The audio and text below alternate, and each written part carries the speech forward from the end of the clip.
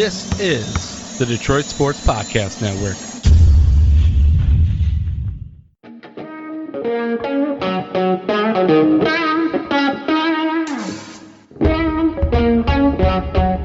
The biggest icon in podcasting.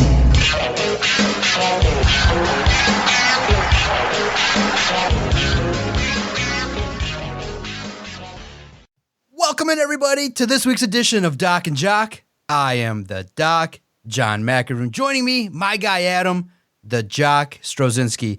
We got a breakdown of football game between the Lions and Bears. Really, that surprised a lot of people. Not that the Lions lost, but boy, did they really shit the bed and play one of their worst games of the year. Maybe could have been expected. It's a cold weather game, so I think everybody's nervousness heading into that game.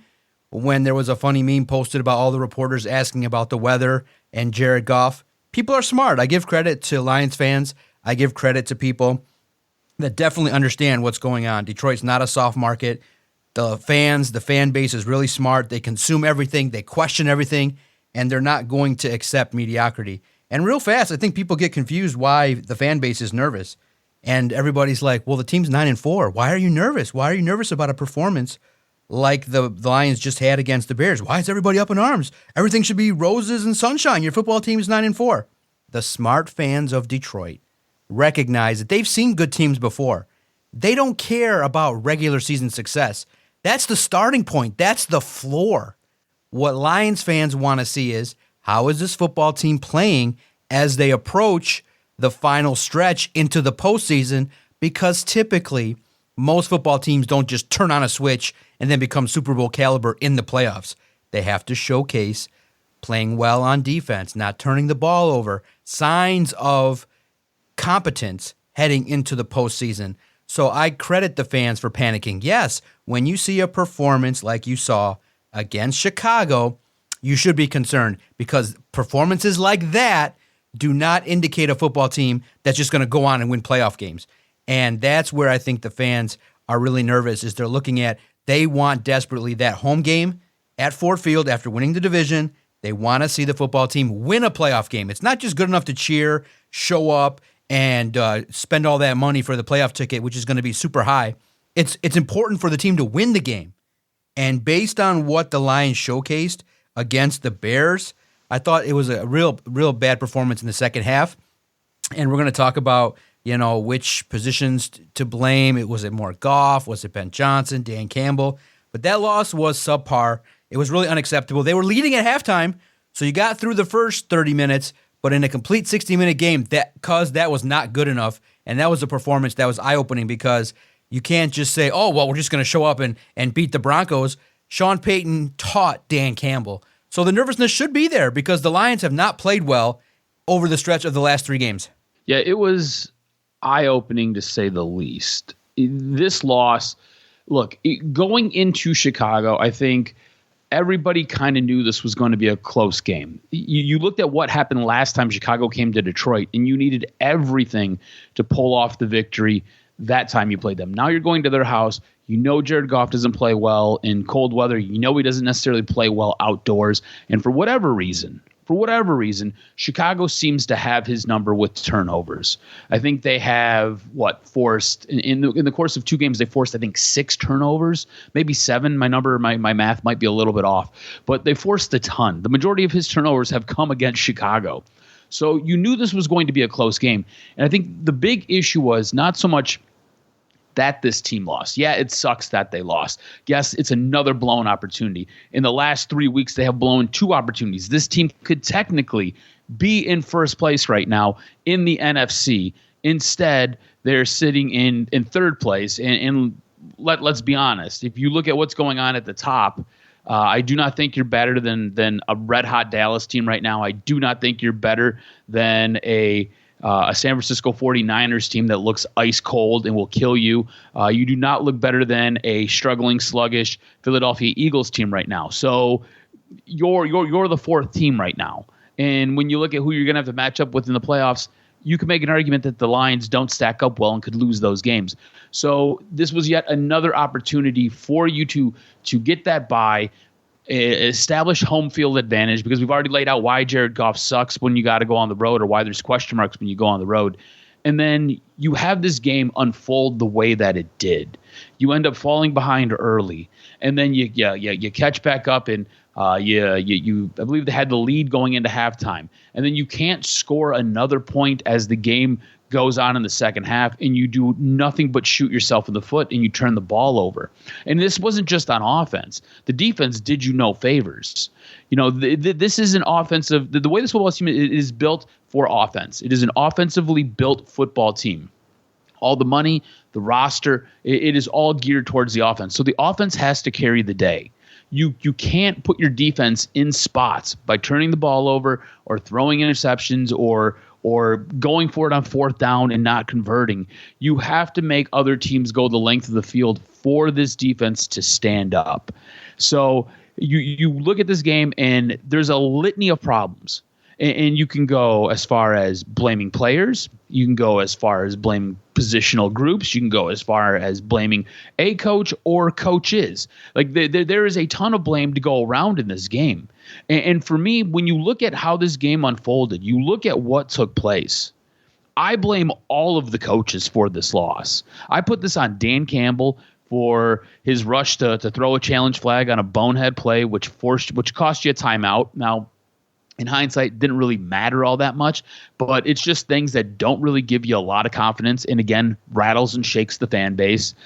You look at the positions that Jared Goff was put in, not smart. This team is built to run the football. You have him out here throwing the ball a ton. Doesn't really work. You've had to play musical chairs with your offensive line, and that contributes to some of the fumble issues that he's having. You look at defense, and look, there were things that I took out of this football game that we are going to get to here in a moment, but Aaron Glenn does not do a very good job of putting his defense in positions to win the day, right? You need pressure up front from your defensive front, and you need your secondary to be able to hold up. You are sending guys on blitzes, and you have a guy like Jerry Jacobs who's not great. You have a guy like Jerry Jacobs up in press coverage instead of playing off of a guy. That doesn't compute to me. That is a recipe for disaster. That does not equal success. That is a coaching staff putting a player in a bad position. And then you look at what really turned the game on its head. And all the fingers can get pointed at Aiden Hutchinson. Aiden Hutchinson jumps off sides on a 3rd and 14. And you hear the quotes after the game where Cole Kmet's like, we weren't even going to hike the ball. We're just trying to draw him off sides. And Aiden Hutchinson jumps. And so now you've got a free play.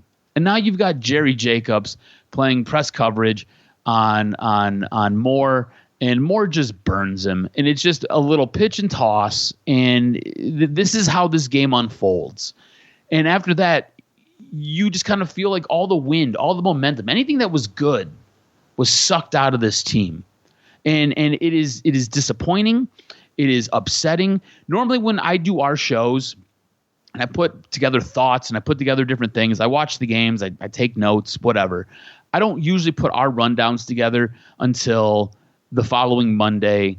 I come back and work on them on Tuesday. And then if we're doing like a Tuesday or a Wednesday release, I will continue to kind of tinker with it all the way up until we go to release and I send it over to you. I had this done Sunday. I had our rundown put together Sunday at 4:35. I was so pissed. I was so heated. I was running around my house screaming because this game was just a mess of glaring issues. And then you've got to hear people talk about, hey, are the Lions, have they been exposed? What's going on with the Lions? What's wrong with the mix? And you just kind of look at the rest of the way the football week played out. Again, this team blows another opportunity to seize and help secure a playoff spot because they played bad football. It is incredibly frustrating watching this team do this. And like I said, it's not like it's back-to-back weeks, but I really do not feel real confident after what we've seen against New Orleans. You then compound that with the Green Bay game. So now you've got a Green Bay game that you lost on Thanksgiving. You've got the Saints game where, hey, you jumped out to a 21-point lead, and then you had to hang on for dear life to get that victory, to then follow it up with the dirty diaper against Chicago. It is really, really concerning if you're a Lions fan. And if your confidence level's not shook I don't know what's going to shake you, because there were things that I took out of this game, and it really has me scratching my head. But I want to know what you gathered from this game, because like I said, I've got a bunch of stuff that really just kind of irked me, and things that have to be addressed for this team going forward. They probably won't get addressed this year. They'll probably get addressed next year. And I am shook. I am rattled. And I want to know what you took out of this game as they got destroyed by Chicago. Well, yeah, the first concern is, have defenses figured out Jared Goff? And it looks like the Bears understood how to play they understood how to play zone coverage in a way that was masterful. They took away the middle, which Jared Goff loves, which forces him to throw to the outside, which is weaker, and he struggled. That's one. Jared Goff, he has to step up for this team to be successful. Two, has he been skimping on the gifts for the O-line? I haven't seen yet any scooters in the locker room. Haven't seen any Rolexes, anything special pop up for these linemen. Maybe he's got to take some of that fat cash that he makes every week and buy his guys some toys here.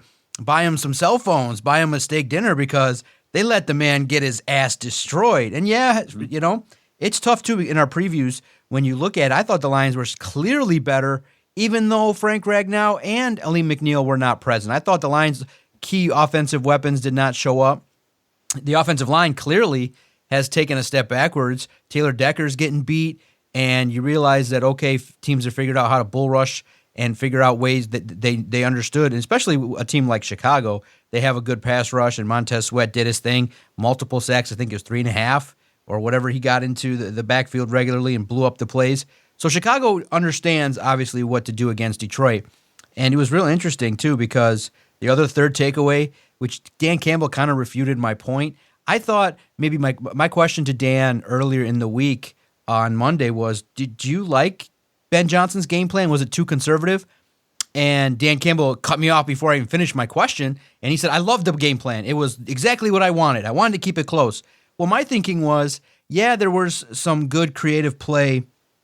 Yeah, there was decent, obviously, execution when Jahmyr Gibbs got that runoff and got that touchdown and that nice extended run. But afterwards, it kind of got too many running plays on first and second down. I thought that you didn't take enough chances deep to open up the offense as much as possible. I thought that the game plan was good, but I thought it could be better in the second half. When you don't score any points, when you don't move the football, I thought that Ben Johnson didn't have one of his best games, especially sometimes you have a game plan and you just got to change it. I think that maybe when they saw Amon-Ra not getting it, you needed to involve Sam Laporta more. You needed to maybe have a couple screen plays to Jahmyr Gibbs and David Montgomery. I just thought that in the key fourth down, that play call was terrible. And I just thought that Ben Johnson didn't step up his game to the level that I think an excellent head coach. He's a great mind. He definitely, obviously, is a great. He can scheme very well. He understands how to put together a game plan. But sometimes Jared Goff's got to sift through 2 or 3 plays when he gets to the line of scrimmage, and he's been decently getting to the right play. But at the same token, I don't think that you're using Jameson Williams good enough. In a game that's going to be close, Dan Campbell wanted to win a 1-point game. And I'm like, you know what? I kind of want the Sean Payton go for the ball, go for the gusto, and just air it out, run, let your guys go. See if DPJ can go on a deep pass. If Jared Goff's going to throw picks, fine. Let him throw 40-yard passes. I know it's in the wind, and it's going to make it so much more challenging. But you got it. You tried it with J-Mo once, and I think he got scared when the ball hung up there and Jared flung it, and it had no chance. But I just thought that Ben Johnson could have done a lot more. And I think it was hyperbole that Dan was like, oh, it was a perfect game plan. I just think Ben Johnson needs to be a little more creative in using the weapons that he has. And, hey, if that means just taking Jameson Williams and lining him up in the backfield and give him the football, toss him the football and see what he can do in space, toss it to him more. He's allowed to catch the ball more than twice. He's allowed to be the primary read more than once. And I just think that, and secondly, because real quick, let's talk about Ben Johnson. Real quick, let's talk about Ben Johnson, because I think that's a great point. Yeah, real fast. I just want to say, Amon-Ra St. Brown, teams are also starting to figure out, hey, we can do some things to limit him. But yeah, Ben Johnson's got to do better. For sure. I feel like he is so structured and he is so rigid in his game planning that he sticks to the script, and then things don't necessarily go the right way, and he doesn't necessarily want to change. Or him and Jared Goff are so in unison with what has to happen that when defenses are now catching on to things, you've got to come up with other stuff. You've got to get creative.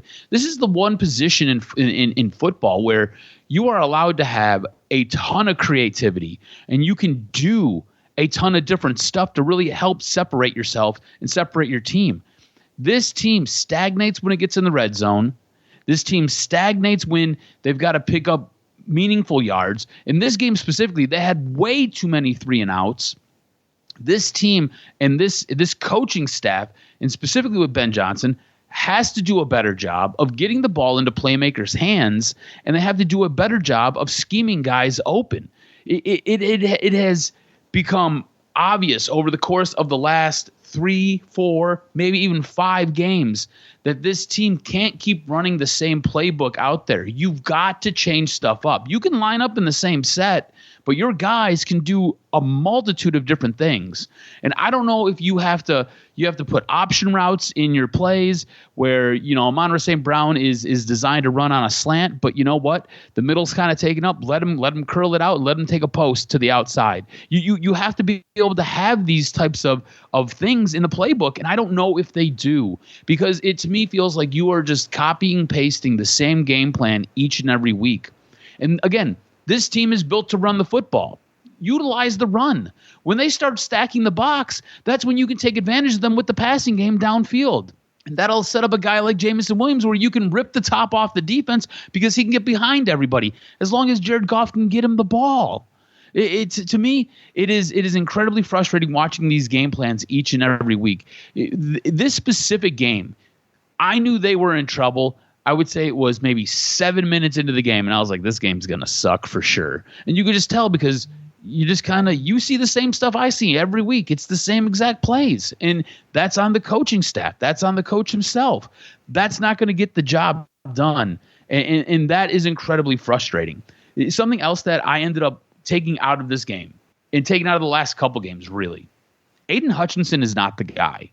He's not that guy. He is not that guy who is going to be the centerpiece of your defense. He's going to be a part. He will be the number 2, but he's not the number 1. I don't think this team has an alpha on its defense. I don't think it has that guy. Maybe if CJ Gardner-Johnson comes back, there's your alpha.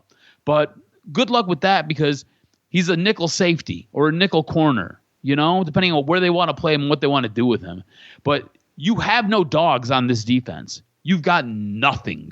You need at least 1 to 3 more guys because, again, you don't have one at all. Hutchinson's a nice player. He really is. But you know what? The guy makes critical mistakes.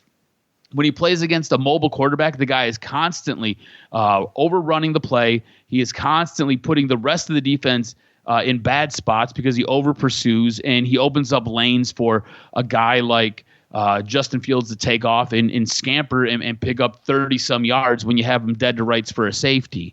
So he is not the guy. If everybody thought he was the savior for this defense, sorry to break it to you.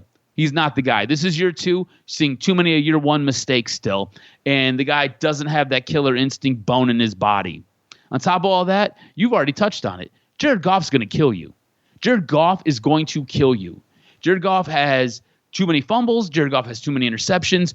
If this game starts slipping away from him, he can't get it back on track. He can't pick up the pieces and put it back together. And this is the worst part about all of it. As an organization, you are forced up against the wall. You have to make a decision. Maybe not this year, but you're going to have to make a decision by next year what you're going to do with this guy. And you are going to either have to pay him or you're going to have to let him walk. So you now have to figure out, are you good enough with this guy who is a very mid-tier quarterback, very mid, or is there going to be something out there better that you want to risk it for? Because this guy is going to cost you anywhere from $45 to $55 million a year, and now you are stuck up against it with him. And so far over the last little bit, hasn't shown me enough to want to pay him $45 or $55 million. So as an organization, This is now the bed that you have made. You now have to lay in it, and you've got to figure this out. Your only saving grace is you've got next year to kind of let him work through whatever before you really have to make a decision. If I'm the Lions, I'm not extending him right now. This guy has to go out, has to win me a playoff game. And when they get to that second round and when they lose, because this team will be losing that second game, depending on how you lose, is going to have a lot to say with what I'm doing with Jared Goff. Because right now, this team, I have little to no confidence when they get to the playoffs. Because like I said, you are a tier below everybody else. And then the guys that you are going to be going up against in that first round, there are questions that you'll be able to beat them.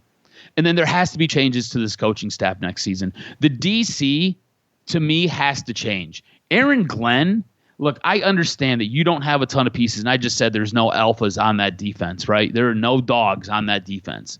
You do not show me enough, and you do not put the pieces that you have in good enough spots to make them successful. The DC has to change next season because it's just not good enough to me. On top of that, Dan Campbell should not be allowed to throw another challenge for the rest of this season and Right. possibly the rest of his career. I don't know what that rush to judgment was on that Cole Kmet catch along the sidelines. Watching it in real time, I was like, that's a catch all day. And then they slow it down, and you're like, yeah, it's a catch all day. What the hell is this guy doing? That type of stuff will come back to bite you in the ass in a meaningful football game. It's a good thing this game got out of hand and you lost it and you didn't need that freaking timeout, because those types of things will burn you. But there has to be some coaching changes. There has to be some stuff done internally with this coaching staff. Hutchinson needs help because he's a very weak Robin to whoever your Batman is. And Jared Goff, there's a lot that has to be decided on him still. And this team is going to find themselves in a very bad way very, very shortly if he doesn't figure it out and get his head out of his ass. Yeah, and now you look at it, you got a football team that is got 2 games, a 2-game lead in the NFC North. If they win the next 2, they win. If they play at home against the Broncos and win, and then go out on the road on Christmas Eve, you could be division champs on Christmas Eve, which would be an interesting Christmas present. But you got to win, and these next 4 games are not going to be easy. Any combination of trying to get that 10th win is going to be huge. I think they do it. I still don't believe that the playoff chances are slim. I think that they're going to make the postseason. They're going to win the division. You basically have to have the Packers win out and have the Lions collapse, which still puts you in an opportunity to be in the wild card. So thank you, Mr. Tommy DeVito, and the circus that's now forming around you and your family and your agents has been hilarious to watch. They did the Lions really a solid by defeating the Green Bay Packers, and a lot of things that needed to happen for the Lions to get to the postseason happened. So I'm not terribly concerned about the Lions making the postseason. I'm terribly concerned that if they got to play the Vikings that third time, or the Cowboys come back to Ford Field, I think that's going to be very interesting. Or that third game, that potential that people, I think you and I would love for this podcast would be if the Rams come to Ford Field. It seems a little bit less likely after their special teams blunder against the Ravens, but it'll be very interesting. And the things to your point in regards to Aaron Glenn, I understand what you're saying in regards to, maybe the only guy that you would replace him for is Robert Saleh, but I just think Saleh's going to stay with the Jets. I think that, for whatever reason, the team still rallies around him. He does get improvement. He's got a world-class defense, and he's got he got a free year. I think that they want to see what Aaron Rodgers Robert looks like. Saleh is not the only option. He's not. I but know that's the you best love option. Robert Saleh would be great here. Robert Saleh is not coming here to be a defensive coordinator. Right, Glenn. It's not happening, and he's not the guy who's going to replace Aaron Glenn. There are other guys out there, but Glenn and Campbell are super close. I just think that would be a very disturbing. I think for the room, I think it would be very challenging because I believe that there's a lot of respect there. There's a lot of things going on, and the Lions aren't real. I mean, look at it. If you're looking at it from a serious perspective, you say Brad Holmes got him 2 36-year-olds. That's the help. I mean, that's not fair to Aaron Glenn. And he did move the needle a little bit. Is it good enough? No. Can it be better? Yes. But I don't think that that's going to happen. I just think Aaron Glenn if he moves on, he'll be offered a head coaching opportunity and take it. And that'll also afford you a compensatory third-round pick, which would benefit the Lions. Aiden, that's tough, cuz. That's really tough because the pressures are there. He's working hard. That mistake was boneheaded. It was really bad. And I think that, it was good to see the emotions out of him, how disgusted he was with that play. But it's a tough situation when it's just you. I mean, Bruce Irvin is a nice story, and he'll teach the room some stuff, but you can't count on Bruce Irvin, and he's not even playing against the Bears because he's got. Why wasn't he injury on the field? So he plays one game, and the next game he can't play. Yeah, and you're counting on Broderick Martin, who's very raw. You're counting on Isaiah Buggs, who has a ceiling. You're counting on a bunch of young cats in Benito Jones and guys, Levi Onwuzurike, Josh Pascal, who have no experience. So I think that Aiden Hutchinson. I think with Aiden, it's very complicated because he's talented. And remember, he's only a second-year player. I think there's more size he can build, more experience. And I like the fact that he was emotional. I think he'll learn from it. I think that adversity will definitely benefit a player like Aiden Hutchinson. You're to your point, you're exactly right. He is not him yet. I think the potential is there still for growth, to learn from this season, to learn from the fact that, hey, teams are going to chip you, they're going to mess with you, they're going to hold you, you're going to have calls that don't go your way. You got to remember that I know it's a right now moment that he's still only 23 years old or 24 years old. In 3 years from now, I think we'll be talking about a player that's going to be hungry and will consistently break 10 sacks. And he's got 6.5.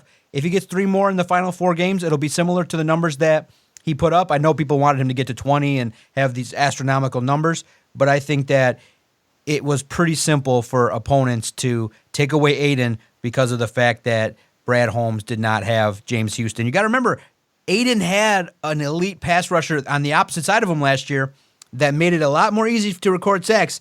This year, James Houston was not there, and you see what happens when you don't have a plethora of help. Look, I just think that the likes of Myles Garrett and the Bosas, they do have help. They do have players that are speedy, that take up space. So I know your concerns are very valid for Aiden, but I think it's premature to fully close the deal on saying he's not him. I think that he's going to be him, but this year, you need anything more you can get. The Lions need much more from Aiden. If they're going to have success this year, Aiden's got to step it up, and he's got to bring the quarterback down. He's got to be that force, and you're absolutely right. If Jared Goff and Aiden Hutchinson don't play well, and Dan Campbell said it, these are prideful guys, and it actually gave them solace. Like, look, we didn't play well, but our best guys didn't play well. If you don't get Saint, J-Mo, Goff, Aiden rolling, you're going to have a long afternoon. But I do think in the comfy confines of Ford Field in primetime, you'll see those guys step up. Well, what are your concerns? I guess that kind of segues to the next question. What are your concerns about the next 4 games? If you look at these next 4 games, you see what Justin Fields just did to your team. You're going up against relatively mobile quarterbacks. Look, I know Russell Wilson's not the same guy he was years ago, but he can still move in the pocket. He can still move that pocket around, and he does a really good job of making completions when everything breaks down and he has to scramble. You look at Minnesota, it's probably going to be Dobbs who's going to be the quarterback that's starting for them. Dobbs is a relatively mobile quarterback. He can move. He's familiar with their system. He was here at one point last year. And then you look at the end of the year where you're going up against Dak Prescott. Dak Prescott is playing some of his best football right now, and that's another guy who has no problem moving around, rolling the pocket, and creating plays when things break down. So I think your level of concern going into this final stretch of the season, and look, I think you made a really good point a little bit ago about not necessarily being concerned about their playoff opportunities or their playoff chances diminishing, because look, you still have 4 games. But these are going to be tough 4 games, especially for this defense that has shown an inability to really corral and contain mobile quarterbacks. So going into these final 4 games, I feel like your concern level has to get ratcheted up. Where is yours? Yeah, my concern is with the defense. It is, but it's with the secondary. I just think that any offensive coordinator is going to be like, okay, we can pick on Jerry Jacobs. We can kind of go on that side. And Cam Sutton obviously took a gamble. And unfortunately, that led to a chunk play. It's a secondary unit that's got a bunch of 2s and 3s and has no alpha at number 1. And it's unfortunate, obviously when Tracy Walker has to get benched for Ifeatu Melifonwu, Brian Branch, since his injury is not the same, he's still impactful, but not as impactful as he was prior to his injury. I think the secondary, the linebackers are decent. Obviously, they're working their way through a bunch of rotations and teaching Jack Campbell and getting a little bit out of Jalen Reeves-Maybin. But Alex Anzalone had a terrible game against the Bears and was just really picked on. So the defense is a concern. But I look at it like this. Can Russell Wilson, who is prone at times to turn the football over, can he exploit the Lions? Potentially. I am concerned about Sutton. I am definitely concerned about Patrick Surtain and what he could do against Jared Goff. But moving forward, I you know what? If you just look at this game, it has the blessings of a lot of good storylines, a lot of good content. But just against the Broncos, you're up against Dan Campbell's mentor. So he knows the ins and outs of how Dan Campbell thinks, how he wants to operate. Damn, he probably even knows the game plan. He's like, well, Dan's going to do this, and Dan's going to do that, and look what Ben does here, and look what Ben does here. And I'm getting nervous because Dan Campbell, and on Tuesday, Alex Anzalone said it. He's like, Sean Payton's going to come in here looking to put up 50 on us. I'm like, Dan Campbell's like, we got to play really well, or the Broncos are going to embarrass us. I'm like, what kind of motivation is Sean Payton going to have his team who's playing a lot better? And Dan Campbell said, oh, yeah, they're just like us last year. They're on the potential. They still have an opportunity to make the playoffs. So my most concern is, because the Lions are above 500, is the hunger level there? Is the desperation there to put the curb stomp on an opponent? Because even if they lose, they're 9-5. They realize, well, the pressure from the Packers is not going to be that great. Look at the Vikings. The Vikings are on their third quarterback of the year. They could get in by default. So that's where my biggest concern is the urgency there. It doesn't, you know what I mean? It doesn't seem like this is the same gritty Lions team that has their hair on fire. It feels like they got a little bit of that taste of the success, and they're not as hungry to kind of play with their hair on fire that we've seen in the past. Maybe a loss to the Bears in the cold will reinvigorate this football team, and it's still 9-4. But I want to see a little bit more against the Broncos. I want to see the hunger. I want to see the defense play well. The turnover. I want my old Lions back. I want the Lions that played against the Chargers, that played against earlier teams where they had success. I don't want to see the Lions team that played against the Bears. I just think that the hunger's not there. Something's missing, and obviously injuries are taking a toll. But I'm not seeing the execution, and I'm not seeing the trajectory of a football team getting better. It feels like a football team holding on. I think that's a very astute observation by you. I agree with you 100%. I think that this team does not have that swagger, that hunger, that confidence. This is not the same team that we had to start the season. This is a much different team. And whether it's due to injuries or whether it's due to them getting a little high off the hog, I'm not 100% sure. But this isn't the same team that when Dan Campbell had his introductory press conference talking about grabbing you and dragging you down into the mud and biting your knees and you hit us, we're going to hit you right back. This is not that same team. This team seems to have gotten soft, and I don't know where it got soft at or why it got soft. But this team, probably since before Thanksgiving, and look, that was a tough stretch, right? You played 3 games over the course of 11 days, but you know what? Green Bay did the same thing. Green Bay came into your house and embarrassed you. And if that doesn't get you motivated, that doesn't get you up, and look, this team kind of showed a bit of a spark against New Orleans after that, where that first quarter they really took advantage and they came out like their hair was on fire. But after that team went and hid. That team ran and they locked themselves away in a room. It wasn't the same team the rest of that game. And then you fast forward to Sunday, and I don't know what we had. I think we had a Jell-O soft team against Chicago. I think it's a very astute observation by you. This team is not playing with what they call the grit that they're always preaching about. This is not the same team that is willing to drag you into the mud like Dan Campbell's always talking about. So it's on Dan Campbell now. It's on Dan Campbell and this coaching staff to somehow light a fire underneath this team and get them motivated and get them hungry again. I don't know what you have to do to define that hunger, but that's on Dan Campbell. That's on these players. If you want to take the NFC North and you want to grab it and you want to own it and you want to possess it, you need to go out there and do something. You need to go and you need to find that hunger, because you're not going to be able to make any noise in the playoffs like we all want. And like the expectation is for this team to win a playoff game. If you don't have that, if you're not hungry enough, it just isn't going to translate. And that's a big issue. And like you said, there's a ton of storylines here against Denver. I mean, this is the pupil trying to become the master, right? Like Sean Payton is who Dan Campbell learned at the knee of. And look, these two guys know each other so very well. These two guys understand each other so very well. So I think your most interesting storyline going into this game is going to be, how does Dan Campbell, I guess, handle the emotion, because he is an emotional guy, handle the emotion of playing against his and matching wits and strategies against his former master.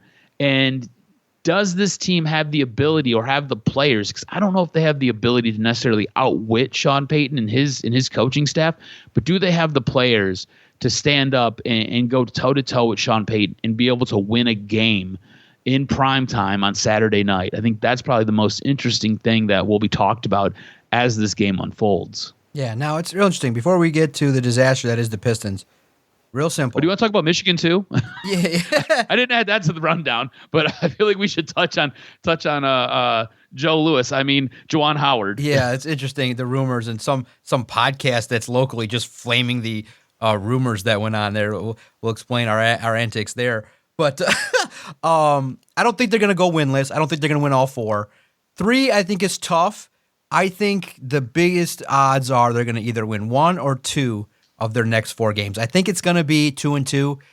In some combination, I feel like the Lions are better than the Vikings.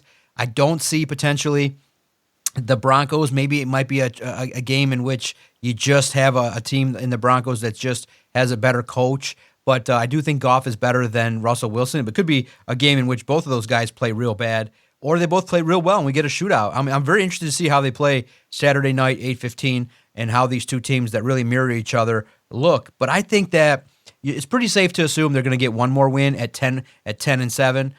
2-2 seems to me the most realistic. I think you have a real good opportunity if you play well to beat Denver, and then one game you split against the Vikings. You get to 11 wins, which is what I predicted. But it's going to be real interesting to see how it shakes out. What do you think, 0, 1, or 2, in regards to how many more wins do they get the remainder of the season? I think they get 2. Yeah, 2. I think 2 is probably your best bet. I think they're going to be ugly, though. I think going down the stretch of the season, these are going to be some ugly games. Yeah. There's going to be nothing pretty. The defense is in tatters. You're going to have to win these games with the offense basically playing flawless. Jared Goff has to go back to that place where he was that quarterback where he went on like a 13-game stretch where he didn't turn the ball over. We've got to go back there. Amon-Ra St. Brown has to be more of a focal point. The run game has to be more of a focal point. You've got to be able to sprinkle a guy like J-Mo into the mix just to kind of mix things up and allow him to be explosive and utilize what he brings to the table. You as an offense are going to have to really reach into your bag of tricks to make this an interesting end of the season. But I think it's going to be ugly. I think these are going to be mucky, gross games that this team's going to have to win. Absolutely. So you heard the news, huh? You heard the rumors. It was crazy. All of a sudden, it's a weekend game or early week game. It's Michigan, Iowa, I think, and Juwan just sitting on the bench. And all of a sudden, you start getting these whispers. Friend of the podcast, Greg Henson, tweeting, something big's happening. I'm like, yeah, Juwan and Izzo, they both can go out together right off on the sunset and move on, because the Spartans are a team that was supposed to be talented, can't play and is struggling. But like you've told me many times, look, it happens. It's November, December. Nobody cares. And I'm trying to not care, but to see this basketball team not play well in terms of the Spartans is crazy and things like that. But Juwan Howard, I guess at this point, factually, reportedly had some sort of altercation, a potential shouting match or an issue with something the strength coach at Michigan had to say, potentially in regards to his son and showing up on time for practice or whatever. Now, the reports are that, that came out that, a fake Twitter account posted that, Juwan Howard was already dismissed and that he punched somebody. And of course, Michigan's going to circle the wagons and they're not going to reveal exactly what happened. They don't have to. But it seems to me, just based on the reporting, and obviously, guys, you recognize if I put a GIF of two men slapping each other and I'm hearing that's what happened, that's not going to be real. I mean, it's pretty much assumed. And luckily, others commented, and I said, yeah, no. I started joking around. Did Juwan Howard finger point? Did he do the 3-finger poke? Did he do? Luckily, there's so many GIFs that can describe my feelings in so many different ways. It's spectacular.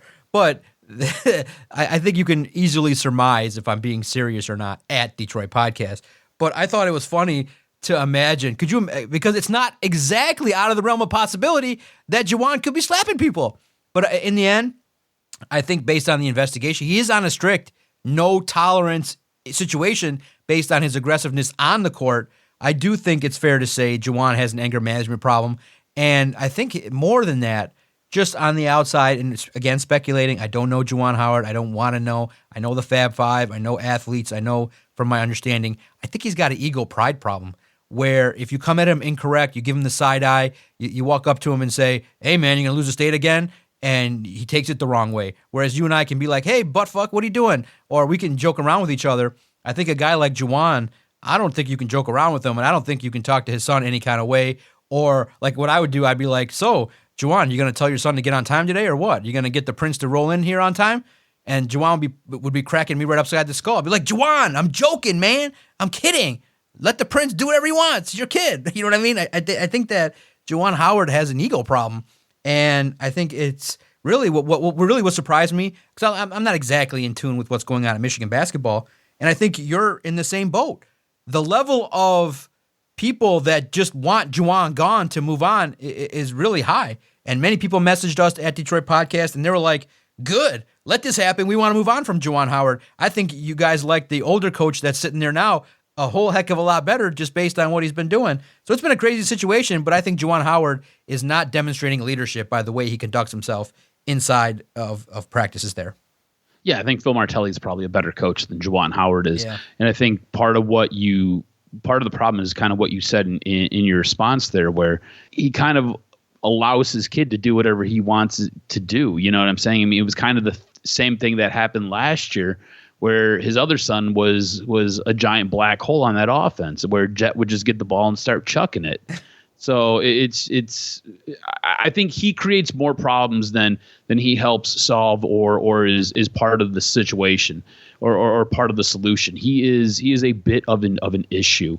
And would it surprise me if it comes out that he punched the strength and conditioning coach? No. Would it surprise anybody? It shouldn't. I mean, you witnessed it happen on the basketball court before. You've witnessed this guy absolutely just lose it and unload on coaches and on other teams' players. So does it surprise me if this was to happen? No, not in the least bit. To me, this guy is a little bit unstable. I think you're right, has a bit of an anger management problem and is a guy who should be watched and should be held under a little bit more of a strict control and more of a discerning eye, because it's just too many of these incidents pop up, you know? I mean, he's not even at this point, he's not even like medically cleared to be on the sideline to be coaching and doing things, and yet you're causing ruckuses. Or at least there's rumors that you're causing ruckuses. What are we doing here? He is just very similar to Harbaugh, right? Where he just kind of messes up your athletic department. He just causes too many problems. And instead of us talking about other things that are more important, we're talking about, hey, did Juwan Howard punch a guy? It's just not needed. It's just bad. It's bad form. It's gross. You don't need that. So would it surprise me? No. Do I think he did it? Probably. Will I be happy when he's gone? Yeah, I think so. Because I think Phil Martelli is a better coach. Yeah, absolutely. And now we'll finish the podcast with the disaster that is the Detroit Pistons. Yes, let's talk about this. At the time of recording, it is 20 games, and there's no win in sight. It's a disaster. It's hilarious to me now at this point. We're making all kind of jokes, but how are you viewing this? To me, it's funny. Oh, it's super hilarious. Are you at the stage yet where you are actively rooting for this team to lose? Because I don't want this team to win another game for the rest of the year. I look at it, and I think the chaos is hilarious, but at the same time, it is embarrassing that this basketball team cannot consistently play in the fourth quarter. I mean, they can play for 3 quarters, but they can't play for 4? It's crazy. Yeah, I agree with you 100%. It is embarrassing. If you watch this team play, they'll move the ball around, they'll do whatever they got to do, and it gets to the fourth quarter, and it's like everybody shuts down. Everybody becomes a mental midget. Ball goes into Cade Cunningham's hands, and he's looking to set up a play. He's looking to distribute the balls, looking to jack up a shot, and everybody's just kind of watching. Nobody's really doing anything. It is awful to watch this team. This team is so painful to watch them play. And, the guy who I do feel bad for is Cade. Cade is the one guy I feel bad for. Actually, Cade and Jaden Ivey are the two guys I really feel bad for, because Jaden Ivey's like he's in prison and like can't get off the bench. And Cade, I feel like he's out there playing basketball with construction barrels. He's like, let me pass you the ball and see if you can do something. And it just kind of goes off to the sideline, and it's a turnover, and we're going back the other way. Now you're down by 40. So good luck with that. But this team it's tough to watch, man. It's tough to watch. This team's tough to stomach. Coaching, I never in a million years thought it was going to go this way. When they made their big play to bring in the coach who was supposed to really set them apart and really help them take that next step in their progression and take that next step in their development. And it hasn't happened. I do not know what the problem is, but I'm not a fan of Tom Gores. I'm not a fan of this Piston product. And honestly, I wouldn't be sad if the association came down on the organization and whether it's fining them or just doing something to penalize the organization, because I feel like that's what is needed right now. I feel like that's what has to happen. Man, it's tough. Yeah, it's embarrassing. Because your next set of opponents are the potential world champion caliber teams like the Bucks, the Nets. You just faced the Pacers, in which you couldn't play, and they just played a tough game in Vegas against the Lakers, and you couldn't get that victory. So it's real bad, and you get this coverage from the TV side, and they're just talking about, oh, this team's having fun, and they're trying to spin it in such a way that this fan base is angry. This fan base, look, the expectation was some more meaningful games, not to collapse and bottom out. So this is why it's embarrassing at the highest level. I haven't heard, whispers of Adam Silver needing to take over. I do think the we have to root for some more embarrassment, because that might be the only way to have Tom Gores take action. I kind of don't see Troy Weaver lasting after this year. He'll finish the year. You have all this capital. You have draft picks. I think that if they have a 10-win season, you cannot bring him back, especially when you try and sell tickets to this fan base. It's basically empty now. The fans have checked out. So it's as bad as it's ever been, but it might be a silver lining. So we will start it here, because I'm hearing the whispers. I'm hearing everyone that says, okay, we're moving on from Troy Weaver, because the solution could be right around the corner. And his name is Mr. Bob Myers. And you got to figure out his phone number, his address, all his friends. And Tom, the man built and was part of the Golden State Warriors. He's sitting there. He probably wants to come back. He probably wants to do it again. The man, you fine, be nice. Elevate Troy Weaver. It's not a resignation. Make him the president of basketball. Give him a raise. Do what you got to do. Call Mr. Bob Meyer. Bring him in. He's the guy. Could you imagine? You have Brad Holmes, Steve Yzerman, Bob Meyer, and Scott Harris, who's the least experienced but has the reputation and the mind. You really could put together an executive team in Detroit sports that could set this up where you and I in our 50s could be celebrating every other year. Call Bob Meyer right now. Get off of the treadmill, get off of your, exotic massage table, and give the man whatever he wants. It'd be nice if they did that. I don't know if they do. And this is the thing. This organization is one of the top 5, maybe top 7 organizations in the NBA. They're one of only a few organizations to win more than 2 championships.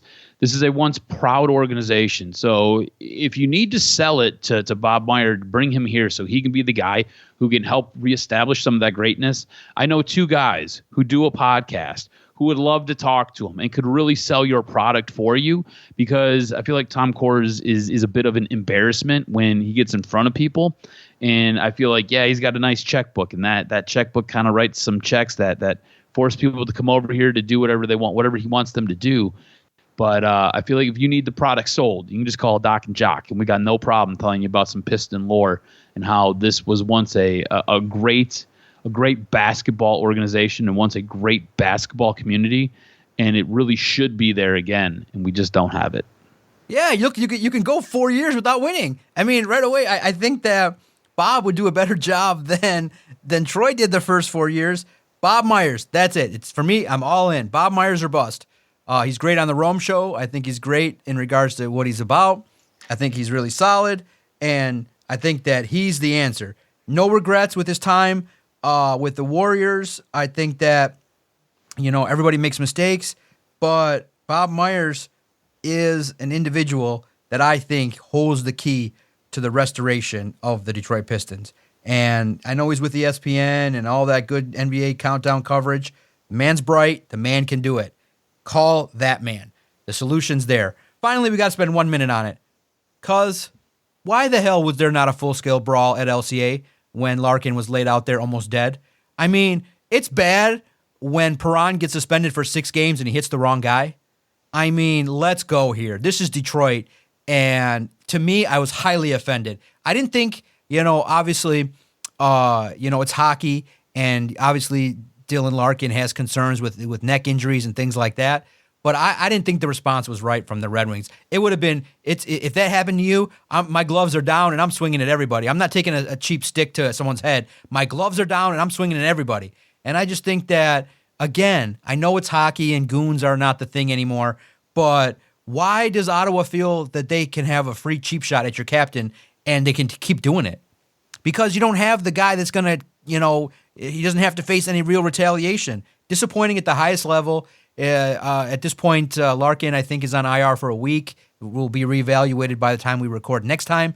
But I just thought that hit was cheap. I thought it was disgusting at the highest level. No place for that.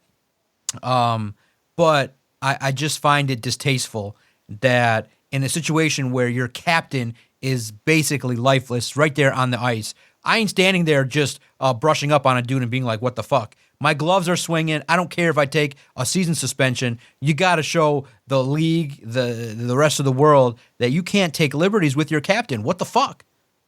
Yeah, man, I agree with you. I like David Perron's reaction, whether he got the wrong guy or not. The wrong guy! I don't necessarily mind, but I think he had the right reaction. You're supposed to just grab a guy, you pair up with the guy. It doesn't matter if it's the guy who did it or it's somebody else. It's somebody else wearing a different color sweater than you are. You grab them, you tie up with them, and you know what? You drop your gloves. Even if it's just a little bit of a scrum and you guys are just kind of wrestling around, you're grabbing a guy and you're making him pay for what happened. That's your captain. That's your leader. You're supposed to be there. You're supposed to take out whomever is around him. And there were multiple guys around Larkin as he laid motionless on the ice. And look, good on David Perron. I know it's a 6-game suspension. That sucks. But there are unwritten laws and unwritten codes in hockey, and I feel like this team did not follow any of those principles. And I feel like this team kind of let Ottawa just kind of literally handle them on the score sheet and handled them in the game just physically and just really emotionally. This is a thing where every now and then you need one guy who's a little bit of a bad apple, who's got no problem mixing it up, just kind of taking a dude or two out. And that's what they needed to do. And whether it happened right there when the play unfolded and Larkin's laying on the ice, or whether it happens when the puck drops next. Like, if you're alone, if you got a dude who's got no problem dropping them, you send him out there. You find out when they're sending out their best player, whether it's Stützle or it's Kachuk or whomever. When you see their best guy out there, you send that guy out there, and you're like, look, you got one job. Go do it. And he knows what to do. He knows what he has to do. He's got to go fight. Whoever. Doesn't matter. Even if you drop your gloves, you just throw a haymaker at, like I said, Stützle or Kachuk. You just blow their nose in. Doesn't matter. You're going to pay for it. You know you're going to pay for it. Like, you know your role. You know you're going to pay for it. You punch them, you turn and you look at the next guy coming at you because you know what's coming. Somebody's going to come get you. If you get a 10-minute misconduct and you get ejected, who the hell cares? You're standing up for your captain. There's retribution. There are things that have to be paid for. You've got to pay the toll. That's the job. That's your role. Go do it. I feel like there's nobody on this team who's willing to take up that role and do those things. And every now and then you got to find a guy who's willing to just muck it up just a little bit. It's sad. Very sad. Very sad. Well, unfortunately, our time's up. Our broadcast time is now over. Great podcast. Feel better, though, ranting about the Lions and looking forward to seeing what it's like Saturday evening at Ford Field. It's going to be a wild day. Saturday's going to be fun. I hope. I don't know. I haven't looked yet. I think I applied properly to the Michigan State game against Baylor, so I'll be down there hopefully. If not, it's fine too. It doesn't make a big difference, but I know for sure we'll be covering the Lions game. Make sure you stick with All Lions for your coverage, highlights of the Detroit Lions, and stick with the Detroit Sports Podcast for all the hijinks, hilarity, and good times. We've already put the pitch out there. The Pistons got to hire Bob Myers. It's Myers or bust for a franchise. And for the Red Wings, Steve Yzerman, you got to find a guy that's going to protect your best players because it's not acceptable to have this situation happen that happened in your home barn. Unacceptable at the highest levels. Anywhere that you listen to your favorite broadcast, type in Detroit Sports Podcast. Our content will find you. If you're a subscriber to the Detroit News, there is a great profile on Mike Stone. He's going to be ending up wrapping up his full-time career in February, and he's got a line in there that just brought a little bit of warmth to my heart. And it's not like it's just a little indescript line of Tony Paul's feature, and basically just a line in there, and it says, "Hey, what's different about your time in radio then than now?" He said, "Look, it's not as much fun. It's too corporate." And it's right there, right above an ad. And I looked at that. I took a picture of it, and it goes to show you him and all his friends. He said, back in the day, we could just talk shit with your buddies. And now it's just different. And the blessing of doing a podcast with Adam is I get the feel of I can talk shit with my buddy and record it and do it for a decade and not get thrown off the internet. So for however long this lasts, decade, 15 years, 20 years, I felt like I could talk with my buddy about sports and record it and never had to go corporate in a way, but not in a way that will ever affect what I can say to my guy. So make sure you follow Adam on Twitter at AdamRSTROZ. Thank you for letting us broadcast for the last decade, and hopefully better times are ahead as the teams pick better officials and management, and hopefully now this Lions team will give us what we deserve, a playoff victory. Cuz let's do this again next week. I can't wait for the next episode of Doc and Jock.